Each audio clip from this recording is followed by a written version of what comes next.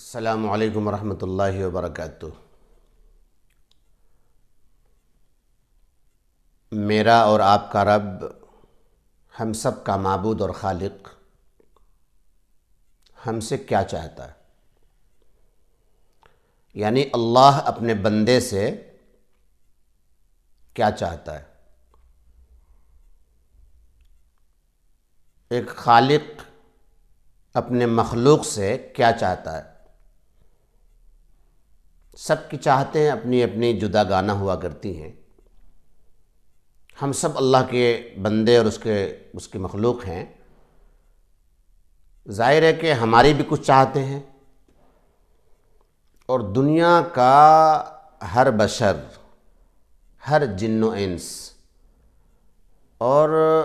بلکہ ہر جاندار، سب کی اپنی اپنی چاہتیں ہیں۔ ظاہر ہے کہ جب ہم اپنی چاہتیں رکھ سکتے ہیں اور ہماری چاہتیں ہوا کرتی ہیں، اور ساری مخلوقات کی اپنی اپنی چاہتیں ہیں، ہر فرد کی اپنی اپنی چاہتیں ہیں،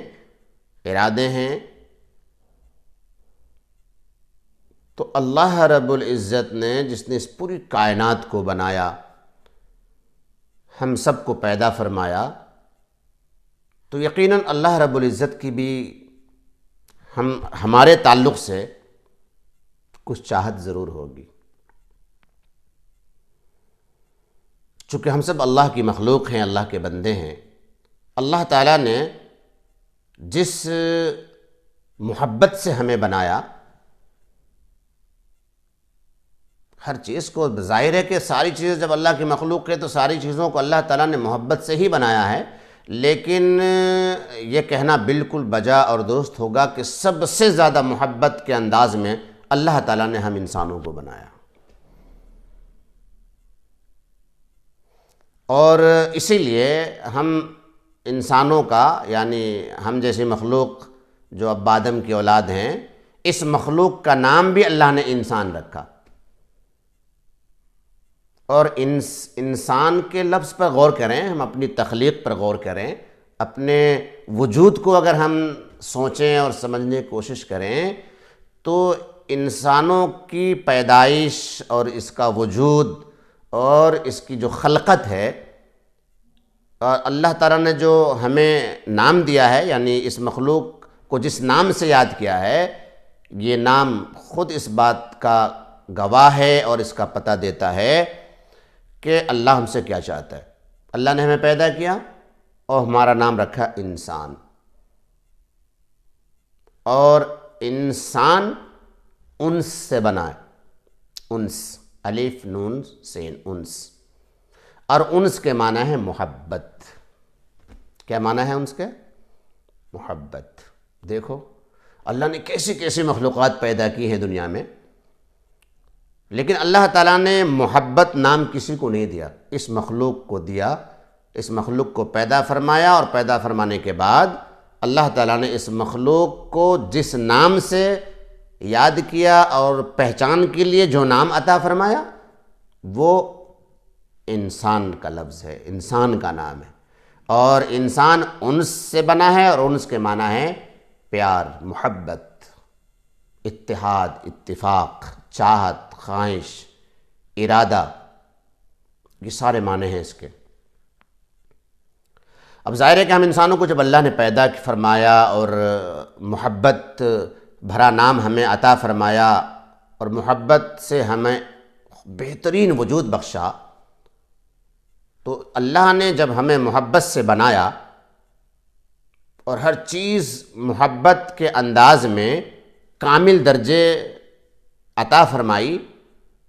ہر طرح سے مکمل ہمیں فرمایا، تو اللہ تبارک و تعالیٰ کے اس تخلیق سے اور اس پیدائش سے اور اس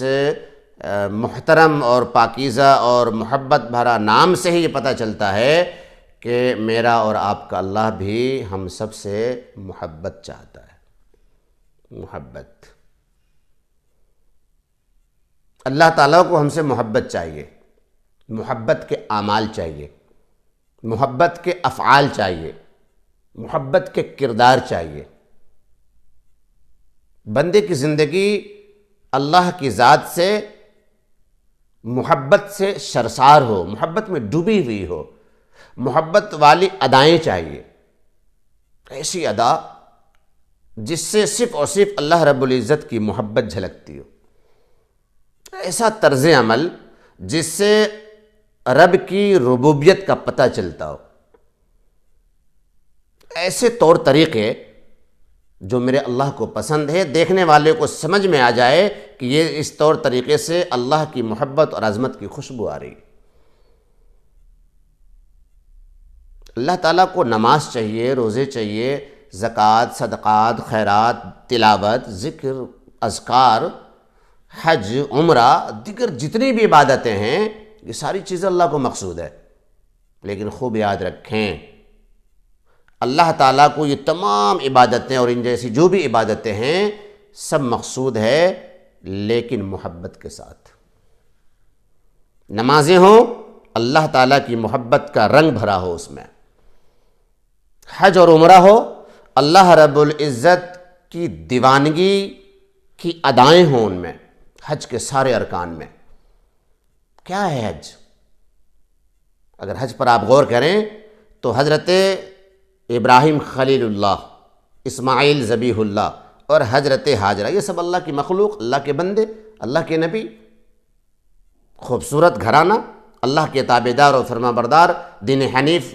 کے ذمہ دار اور دین حنیف کے پیروکار اور اس کے داعی۔ لیکن انہوں نے جو وہاں جو بھی اعمال کیے، جو افعال کیے،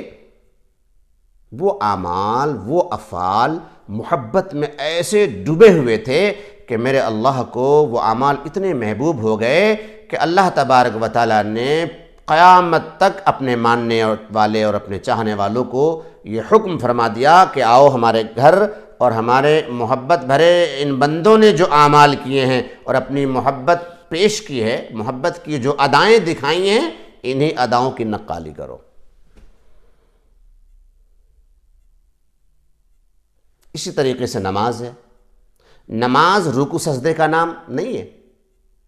بھئی، نماز ہے، یقیناً نماز میں قیام، رکوع، سجدے یہ سب فرائض میں ہیں، ان کے بغیر نماز کا تصور نہیں کیا جا سکتا، یہ تو ظاہری حکم ہے اس کا۔ لیکن میرے اللہ کو وہ نماز نہیں چاہیے جو ریگولر روٹین میں اور ہماری عادت میں چل رہی ہے، بنی ہوئی ہے، اور ہم پڑھ رہے ہیں، نماز پڑھی جا رہی ہے۔ میرے اور آپ کے رب کو میرا اللہ یہ چاہتا ہے کہ مجھے جو تم نماز دو وہ نماز محبت بھری ہو، رکوع محبت بھرا ہو، سجدہ محبت بھرا ہو۔ پوری دنیا سے، ساری کائنات سے کٹ کر ایک بندہ اللہ کے حضور جب کھڑا ہو تو بس وہ اپنے رب کو دیکھ رہا ہے اور رب اسے دیکھ رہا ہے۔ فرمایا سرکار دو عالم صلی اللہ علیہ وسلم نے کہ نماز پڑھو اس انداز میں پڑھو کہ تم اپنے رب کو دیکھ رہے ہو،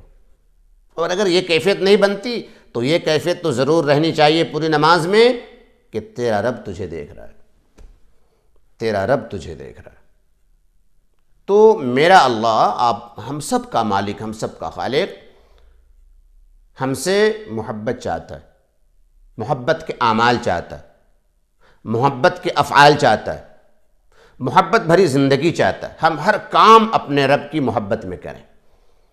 چلیں تو اللہ کی محبت میں، بیٹھیں تو اللہ کی محبت میں، مسکرائیں تو اللہ کے لیے، روئیں تو اللہ کے لیے، غمگین اور اداس ہو جائیں تو اللہ کے لیے، شادی کریں گے اللہ کے لیے، کسی سے دوستی اللہ کے لیے، کسی سے دوری اللہ کی رضا کے لیے، کاروبار اللہ کے لیے، گھر بیٹھے تو اللہ کے لیے، مسجد جا رہے ہیں اللہ کے لیے، مسجد سے واپس آ رہے ہیں تو اللہ کے لیے، پڑوسیوں کا حق ادا کر رہے ہیں تو اللہ کے لیے، ہر کام اللہ کی محبت میں، ہر کام اللہ کی محبت میں کر رہے ہیں۔ میرا اللہ یہی چاہتا ہے۔ اللہ اپنے بندے سے کیا چاہتا ہے؟ اللہ ہم سب سے کیا چاہتا ہے؟ اللہ یہ چاہتا ہے کہ پوری زندگی ہم اس کی محبت میں گزاریں، اس انداز میں کہ پوری زندگی کے کسی لمحے میں بھی، زندگی کے کسی موڑ پہ اللہ کی محبت کے دائرے سے ہم باہر نہ چلے جائیں۔ جب بندے میں اللہ کی محبت آتی ہے، اچھا محبت ایک ایسی چیز ہے، محبت ایک ایسا انعام، ایک ایسا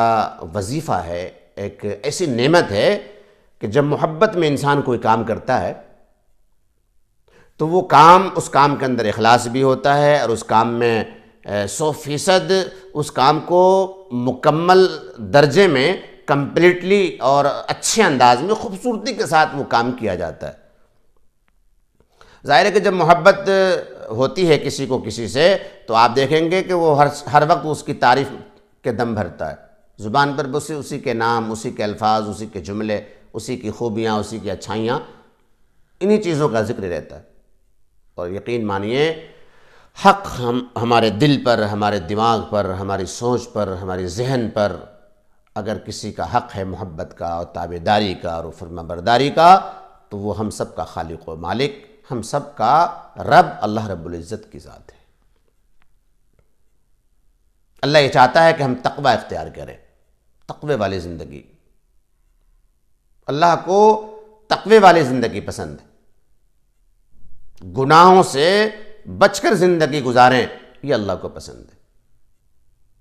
میرا اللہ یہ چاہتا ہے کہ میرا بندہ گناہ کرے نہیں، اور اگر گناہ ہو جائے تو وہ میرے پاس ایسا روئے دھوئے اور آ کر کے ہم سے اپنی غلطی کا اقرار کرے، غلطی کا اظہار کرے، اور رب رب کہہ کر کے مجھے بلائے اور مجھے پکارے، اور پھر میں اس کی خطاؤں کو معاف کر دوں۔ اللہ کہتا ہے کہ تم محبت میں میری طرف آؤ، گنہگار قدموں سے ہماری طرف چلنے کی کوشش کرو، میری طرف آؤ، میرے پاس آؤ۔ جب گناہ کے بوجھل قدم تمہارے چل کر میری طرف آئیں گے، اور جب تمہاری زبان سے یہ الفاظ ادا ہوں گے کہ اے میرے رب کریم آپ مجھے معاف کر دیجئے، تو اللہ رب العزت کی ذات کی محبت کی اب شروعات ہوتی۔ اب اللہ رب العزت فرماتا ہے جب کوئی بندہ گنہگار اللہ سے فریاد کرتا ہے اور منت کرتا ہے، عاجزی انکساری کرتا ہے، اپنے گناہوں کا اقرار اور اظہار کرتا ہے، تو اللہ رب العزت کی دریائے رحمت جوش مارتی، اور رحیمی کریمی کی شان ابھر کر آتی ہے۔ اور اسی کا نام محبت والی شان، اللہ تعالیٰ کی محبت والی جو شان ہے وہی تو رحیم اور وہی تو رحمان ہے۔ رحیم اور رحمان کی جو صفت ہے محبت کی تو صفت ہے۔ تو اللہ رب العزت اپنے اس بندے کے تعلق سے فرشتوں سے فرماتا ہے کہ اے فرشتو گواہ رہے ہو، دیکھو یہ کیا کہہ رہا ہے، یہ کہہ رہا ہے کہ میں گنہگار ہوں، میں نے گناہ کیا ہے، اے اللہ میرے گناہ کو معاف کر دیجئے۔ اس کا مطلب ہے ان لہ ربا، اس سے معلوم ہے کہ اس کا کوئی رب ہے۔ پھر اللہ کہتا ہے اسے یہ بھی پتہ ہے کہ معافی بس یہی دے سکتا ہے۔ پھر آگے اللہ خوش ہوتا ہے اور فرماتا ہے اچھا اسے یہ بھی پتہ ہے کہ پکڑ بھی صرف میں ہی کر سکتا ہوں، اللہ ہی پکڑ کر سکتا ہے، کوئی اور پکڑنے والا نہیں۔ تو اللہ تبارک و تعالیٰ پھر اس بندے کو معاف فرما دیتا ہے۔ بندے کی طرف سے محبت کے اعمال ہوئے، اللہ تبارک و تعالیٰ نے بندے کی محبت قبول کی، اور اللہ کی بندے کی محبت کیا ہے؟ بندے کی محبت یہ ہے اللہ کی ذات سے کہ وہ سارے گناہوں سے باز آ جائے، اللہ کی نافرمانی سے دور چلا جائے، اللہ کی نافرمانی سے نفرت کرے اور ڈر ڈر کر زندگی گزارے۔ یہ بندے کی محبت ہے اللہ سے، اور اللہ اسی محبت کو چاہتا ہے۔ تو جب بندہ اس انداز میں اللہ سے محبت کرنے لگتا ہے کہ وہ پوری زندگی اللہ کی ناراضگی کو مول نہیں لیتا، اللہ کی ناراضگی سے بچتا ہے، اس کے غیظ و غضب سے بچتا ہے، اور اللہ تبارک و تعالیٰ کی سزا اور جہنم سے بچنے کی ہر ممکن کوشش کرتا ہے محبت میں، تو پھر اللہ تعالیٰ کی محبت چھلک کر آتی ہے، اور محبت کی چادر اس شخص پر اللہ تعالیٰ ڈال دیتا ہے، اور پھر وہ شخص اللہ کے غیظ و غضب سے، اس کی ناراضگی سے اور جہنم کی آگ سے بچا لیا جاتا ہے۔ یہ اللہ کی محبت ہے۔ حضرت امام غزالی رحمۃ اللہ علیہ اپنے وقت کے بڑے امام ہیں۔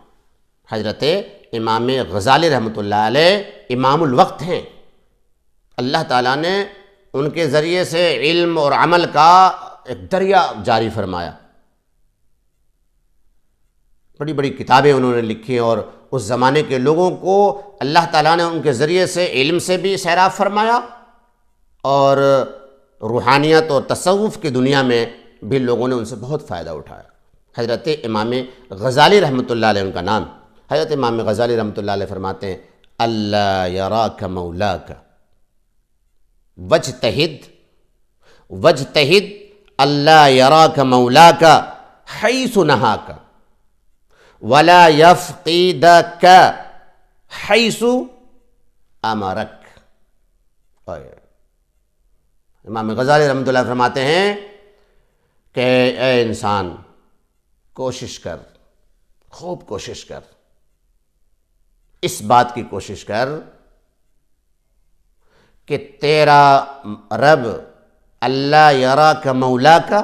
کہ تیرا مولا تجھے اس جگہ نہ دیکھ لے، حیث نہاک، جہاں سے اس نے منع کیا ہے۔ اب سنو تقویٰ کیا ہے امام غزالی رحمۃ اللہ علیہ کی زبانی۔ وجتہد اللہ یراک مولاک حیث نہاک، یہ تقوی کا معیار، یہ تقوی کا مغز۔ میرا اللہ، ہم سب کا اللہ ہم سے کیا چاہتا ہے، اس کی چاہت کو امام غزالی رحمۃ اللہ علیہ کی زبانی کہ اے انسان، پوری زندگی اس بات کی کوشش کر کہ تیرا رب تجھے وہاں نہ دیکھ لے جہاں سے اس نے تمہیں منع فرمایا، وہاں سے جہاں سے اس نے تمہیں منع کیا ہے،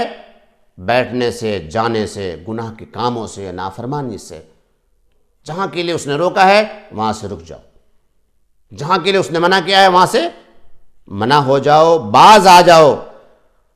وَلَا يَفْقِدَكَ حَيْثُ أَمَرَكَ، اور تو وہاں دکھائی بھی نہ دے، تو وہاں دکھائی بھی نہ دے،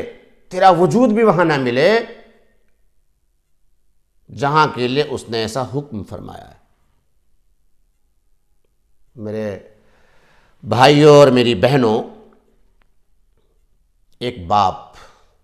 ایک ماں باپ ایک ایسی ہستی ہے ہر وقت اپنی اولاد کو نگاہ میں رکھتی۔ باپ کو یہ بات بالکل گوارا نہیں کہ میرا بیٹا اوباش کے ساتھ، بگڑے ہوئے بچوں کے ساتھ، غلط صحبت کے ساتھ، ساتھیوں کے ساتھ وہ اٹھے بیٹھے یا ایک پل کے لیے بھی دکھائی دے۔ جب باپ کو بیٹا کہیں غلط صحبت میں اور بری صحبت میں اور بد اخلاق لوگوں کے ساتھ جب بیٹا دکھائی دیتا ہے تو باپ اس بات کو برداشت نہیں کر پاتا، سمجھاتا ہے، نت نئے طریقے سے سمجھاتا ہے، نصیحتیں کرتا ہے، ڈانٹ پھٹکار بھی لگاتا ہے، دعائیں بھی کرتا ہے، ہر ممکن کوشش کرتا ہے ایک باپ کہ میرا بیٹا اچھی صحبت میں جائے، اچھی صحبت میں بیٹھے، یا پھر تنہائی میں رہے اس بری صحبت سے۔ امام غزالی رحمۃ اللہ علیہ فرماتے ہیں کہ میرا اللہ بھی تم سے یہی چاہتا ہے کہ تم اس جگہ دکھائی نہ دو جس جگہ تمہارا بیٹھنا، تمہارا جانا تمہارے اللہ کو پسند نہیں۔ گناہ تو بہت بڑی بات ہے، اعمال کرنا گناہ کے، بدعمالیوں کا شکار ہو جانا، یہ تو بڑے جرم، بڑی ہمت کی بات ہے۔ یہ تقوی کا بہترین معیار اور تقوی کا اعلیٰ ترین معیار یہ ہے کہ انسان اس جگہ جانے سے باز آ جائے، رک جائے جہاں جانا ہمارے رب کو پسند نہیں۔ یہ ہے تقوی کا معیار۔ اس لیے فرمایا سرکار دو عالم صلی اللہ تعالیٰ علیہ وسلم نے کہ ہمیشہ نیک لوگوں کی صحبت اختیار کرو۔ اچھی صحبت انسان کو اچھا بناتی، بری صحبت سے انسان برا بن جاتا ہے۔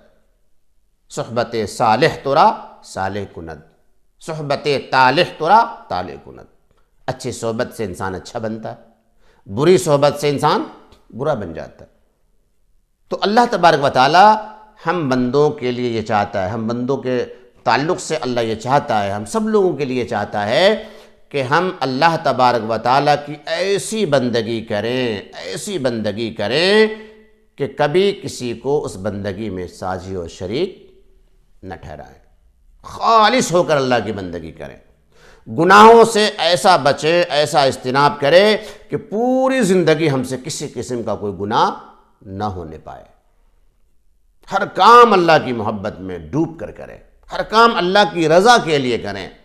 ہر کام اللہ کی خوشنودی کے لیے کریں۔ ہم سب کا اللہ ہم سے یہی چاہتا ہے۔ اور یاد رکھیں، اللہ تبارک و تعالی کا کوئی بندہ تقوی والا ہے، عالم ہے، جاہل ہے، نمازی ہے، حاجی ہے، بے نمازی ہے، شرابی ہے، جواری ہے، ہر قسم کے بندے ہیں اللہ کے، ہر کیٹیگری کے لوگ ہیں دنیا میں، اللہ تبارک و تعالیٰ اپنے ہر بندے سے محبت فرماتا ہے۔ جیسے ایک باپ، اس کی 4-6 اولاد ہیں، اور ان میں سے کچھ اولاد تو ایسی ہیں کہ بڑی نیک ہیں، اور کچھ اولاد ایسی ہیں جو بہت زیادہ بگڑی ہوئی ہیں، لیکن ماں باپ کی محبت ان اولاد کے لیے بھی جو بگڑی ہوئی ہیں ان کے لیے بھی دل میں برابر رہتی۔ جب ایک گنہگار بندہ اللہ کے سامنے جاتا ہے، گریہ زاری کرتا ہے، اللہ سے غلطی کی معافی مانگتا ہے، تو اللہ تبارک و تعالیٰ اپنے بندے سے خوش ہوتا ہے، اور خوش ہو کر اللہ تبارک و تعالیٰ اس کی خطاؤں کو، غلطیوں کو معاف فرما دیتا ہے۔ یاد رکھیں، ہم سب اللہ کے پاس سے آئے ہیں، اور اللہ کے پاس ہی ہمیں جانا ہے۔ اللہ کے علاوہ آپ خوب گناہ کر لیں، خوب غلطیاں کر لیں، منمانی زندگی گزار لیں، کبھی اللہ کی طرف پلٹ کر نہ دیکھیں۔ کبھی ایسی بدبختی اللہ نے کرے کسی کے ساتھ ہو کہ پوری زندگی بدعمالیوں میں، بد اخلاقیوں میں اور بے دینی میں ہم نے گزار دی، اور ہم کبھی پلٹ کر نہیں دیکھا کہ ہمارا اللہ ہم سے کیا چاہتا ہے۔ خوب کر لیں منمانی، کہاں جائیں گے؟ کہاں بھگیں گے؟ زمین اس کی جس پر ہم چلتے ہیں، جو ہم کھاتے ہیں وہی دیتا، پینے کا پانی بھی وہی دیتا، جو ہم سانس لے رہے ہیں نا، یہ سانسیں بھی وہی چلا رہا ہے، آکسیجن بھی وہی دے رہا ہے ہمیں۔ ہم نے جو کپڑے پہنے ہوئے ہیں سب اسی کے دیے ہوئے ہیں، جو نام ہے ہمارا، جو عزت ہے ہماری آپ کی، سب اسی کی عطا کرتا ہے۔ اپنا ہے کیا؟ کچھ بھی تو نہیں۔ جب اپنا کچھ بھی نہیں، جہاں تک بھگا جائے بھاگ لو، جہاں تک بھگا جائے بھاگ لو، پوری زمین بھاگ کر دیکھ لو، جہاں بھگ کر کے تمہارا لاسٹ اسٹاپ ہوگا وہیں تمہارا اللہ ہوگا۔ اللہ ملے گا تمہیں وہاں۔ بھاگ نہیں سکتے، کہیں نہیں جا سکتے، راہ فرار اختیار نہیں کر سکتے۔ اگر زندگی میں سمجھدار انسان وہ ہے کہ جیتے جی اپنی زندگی میں اپنے رب کے پاس خود بھاگ کر چلا جائے کہ یا اللہ آ گیا ہوں اب بس۔ لیکن جو ایسا نہیں کرتا، جب اس کی عمر پوری ہو جاتی ہے تو فرشتہ اٹھا کر کہاں لے جاتا ہے؟ اللہ کے پاس ہی نا۔ اسی کو میرے نبی پاک صلی اللہ علیہ وسلم نے فرمایا، لا ملجا ولا منجا منک الا الیک۔ لا ملجا ولا منجا منک الا الیک، کہ اللہ آپ کے سوا نہ کوئی ٹھکانہ ہے، نہ کوئی جائے پناہ ہے، نہ بھاگنے کی جگہ ہے، نہ رکنے کی جگہ ہے، نہ چھپنے کی جگہ ہے، نہ کہیں سما جانے کی جگہ ہے، کوئی ٹھور ٹھکانہ نہیں ہے۔ اے اللہ، کوئی ہے ہی نہیں آپ کے سوا جو پناہ دے کسی کو، کوئی اپنے پاس ٹھہرا لے، سیکورٹی دے دے، حفاظت میں رکھ لے، کوئی نہیں ہے۔ کوئی کہیں بھاگ کر چلا جائے، کہیں دوڑ کر چلا جائے، بھگ کر واپس وہ آپ کے پاس ہی آئے گا۔ لا ملجا ولا منجا منک الا الیک، آپ کے سوا کوئی ماوا ملجا ہے ہی نہیں، کوئی انسان کہیں نہیں جا سکتا۔ اس لیے سمجھداری یہ ہے ہماری، اور آپ کی دانش مندی یہ ہے، اور عقل کا اور ایمان کا تقاضا یہ ہے کہ اللہ تبارک و تعالیٰ کی محبت کو ہم اپنے دل میں بسائیں، اور اللہ کی اطاعت کو لازمی پکڑیں، اللہ کی بندگی کو اپنا حق سمجھیں اور اپنی سعادت سمجھیں۔ اور پوری زندگی ہم نے ہمیشہ ایک دوسرے کی چاہتوں کا خیال رکھا ہے، اور رکھتے، ہر شخص ایک دوسرے کی چاہت میں جی رہا ہے۔ ہمیں یہ پتہ ہے کہ ہمارے ماں باپ ہم سے کیا چاہتے ہیں، ہمیں یہ بھی معلوم ہے کہ ہماری بیوی کن باتوں سے ناراض ہوتی ہے، کن باتوں سے خوش ہوتی ہے۔ ہمیں بچوں کی پتہ ہوتی ہے کہ ہمارے بچے فلاں بچے یہ بات پسند کرتے ہیں، فلاں بچوں کو یہ بات پسند نہیں۔ ہمیں اپنے دوستوں کی خوب اچھی طریقے سے جانکاری ہوتی ہے اور واقفیت ہوتی ہے کہ میرے فلاں دوست کو تو یہ بات پسند نہیں ہے اور یہ باتیں پسند ہیں۔ دوستوں کی رازگی اور ناراضگی کی ہم پرواہ کرتے ہیں، ماں باپ کی راضی اور ناراضگی کا ہم خبر رکھتے ہیں، اپنی بیوی اپنی شریک حیات کی ناراضگی اور راضگی سے ہم خوف زدہ رہتے ہیں، اپنے بچوں کی ناراضگی کا ہم اور خوشی کا، ساری چیزوں کا ہم علم رکھتے ہیں، اور فکر مند بھی ہوتے ہیں، اے انسان، اے عقل و شعور رکھنے والے انسان، اے اللہ کا سب سے بہترین اشرف مخلوق کہے جانے والے، اور پوری دنیا میں تمام مخلوقوں کے تعلق سے سرداری کا تاج اپنے سر پر سجانے والے انسان، اے اللہ تعالیٰ کی بہترین مخلوق اور بہترین جماعت، اے سردار الانبیاء کی سردار امت، تمہیں کیا ہو گیا؟ تمہیں کیا ہو گیا کہ تم غیروں کی تو اتنی پرواہ کرو، ان کی چاہت اور نہ چاہت کا اتنا تمہیں خیال ہو، اور جس نے تمہیں اتنی محبت سے پیدا کیا، اتنی محبت سے تمہیں بنایا، خوبصورت سانچے میں ڈھالا، خوبصورتی بخشی، جوانی دی، ماں باپ دیے، بیوی بچے عطا کیے، نوکری پیشہ دیا، گھر مکان دیے، کاروبار دیا، عزت شہرت دی، سب کچھ دیا، پھر وہ تمہیں کھلاتا بھی ہے، پلاتا بھی ہے، سلاتا بھی ہے، جگاتا بھی ہے، جس کے زمین پر تم چلتے ہو، جس کا دیا ہوا کھاتے پیتے ہو، جس کے دیے ہوئے نعمتوں سے بھرپور فائدہ اٹھاتے ہو، پر اس کی رضا اور اس کی خوشنودی اور اس کی محبت کے بارے میں تم نے کبھی سوچا ہی نہیں، کبھی نہیں سوچا۔ یہ کتنا بڑا ظلم ہے اپنی ذات پر، اور کتنا گھٹیا عمل ہے یہ کہ جس نے ہمیں کبھی کچھ نہیں دیا، ہم نے پوری زندگی اس کی پرواہ کی، ان لوگوں کی پرواہ کی جنہیں ہماری کوئی پرواہ ہی نہیں، اور جو ذات، جو ہستی ہر وقت ہماری پرواہ میں ہیں، جو ہر وقت اپنی نعمتیں پانی سے زیادہ ہم پر لٹا رہی ہیں اور ہر وقت ہمارا خیال رکھ رہی ہیں، اس ہستی کے بارے میں ہم نے کبھی کچھ سوچا ہی نہیں۔ تو آئیے آج میں اور آپ ہم سب مل کر یہ عہد کریں اور اللہ سے توبہ کریں اس جرم کے لیے کہ میرا اللہ تو ہماری طرف محبت بھری نظر ڈال کر پوری توجہ ہم پر ڈال رکھی ہے اللہ رب العزت کی ذات نے، اور ہماری توجہ کہیں اور ہے۔ آئیے ہم اس بات سے توبہ کریں اور اللہ اپنے رب سے کہیں کہ اے میرے رب، اے ہمارے معبود، ہم نے یقیناً بہت بڑا جرم کیا ہے کہ ہم نے آج تک آپ کی چاہت کا خیال ہی نہیں رکھا، کبھی دل میں خیال ہی نہیں آیا کہ آپ ہم سے چاہتے کیا ہیں۔ ہم نے اب تک سب کی چاہتوں میں اپنی چاہت لڑائی ہیں، آج توبہ کرتے ہیں کہ اللہ سب کی چاہتوں پر آپ کی چاہت کو مقدم رکھیں گے انشاءاللہ۔ آپ جئیں گے تو آپ کے لیے، مریں گے تو آپ کے لیے، اس دل میں اگر چاہت کو بسائیں گے تو آپ کی چاہت ہوگی، آپ کی چاہت کے سوا کسی کی کوئی چاہت نہیں ہوگی۔ آج ہم نے سمجھ لیا ہے، آج یہ بات ہمارے سمجھ میں آ گئی ہے کہ اے معبود برحق، اے ہمارے خالق و مالک رب، اے ہمارے اللہ، آج ہم نے سمجھ لیا ہے اور اچھے سے سمجھ لیا ہے کہ آج کے بعد ایسی غلطی نہیں ہوگی، پوری زندگی ہم آپ کی چاہت کے مطابق بسر کریں گے۔ اللہ تعالیٰ، اے ہمارے رب، ہم آپ سے دعا گو ہیں، التجا کرتے ہیں